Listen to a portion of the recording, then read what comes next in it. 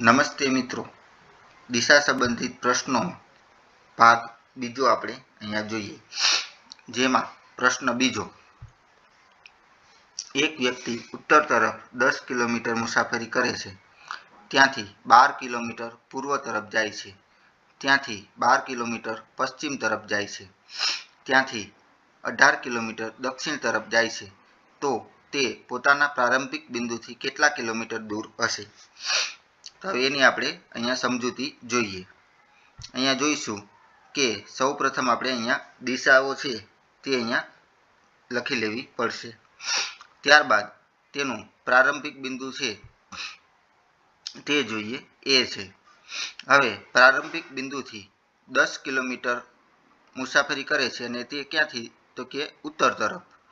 તો અહીંયા આપણે જોઈએ કે પ્રારંભિક બિંદુ એ છે, તેનાથી 10 કિલોમીટર ઉત્તર તરફ છે, એટલે એથી લઈ અને બી સુધી 10 કિલોમીટર એ ઉત્તર દિશામાં ચાલે છે. ત્યારબાદ અહીંયા જોઈએ કે 12 કિલોમીટર પૂર્વ તરફ જાય છે, એટલે આપણે અહીંયા બી થી લઈને સી સુધી, એટલે કે બી થી પૂર્વ તરફ સી સુધી 12 કિલોમીટર જાય છે. ત્યારબાદ આગળ જોઈએ કે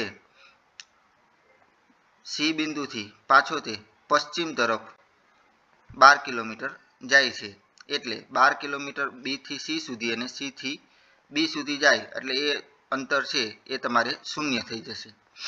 હવે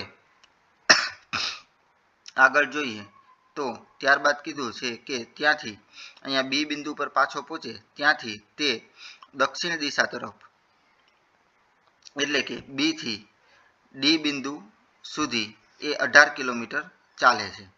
18 કિલોમીટર ચાલે છે, તો આપણે જોઈએ કે બી થી ડી સુધી 18 કિલોમીટર છે, તો તેના પ્રારંભિક બિંદુ, એટલે કે એ થી ડી સુધી એ પોતાના પ્રારંભિક બિંદુથી કેટલા કિલોમીટર દૂર હશે?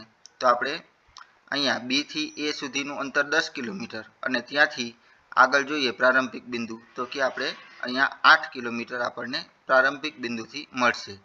તેની ગણતરી અહીંયા દર્શાવવામાં આવેલી છે કે એડી બરાબર બીડી ઓછા એબી, એટલે કે 18માંથી 10 બાદ થઈ જાય, એટલે પ્રારંભિક બિંદુથી 8 કિલોમીટર દૂર હશે. તો આવા જ દિશા સંબંધી પ્રશ્નોના અલગ અલગ ભાગ જોવા માટે અમારી YouTube channel easy education four 3 ને લાઇક, શેર અને સબસ્ક્રાઈબ કરજો.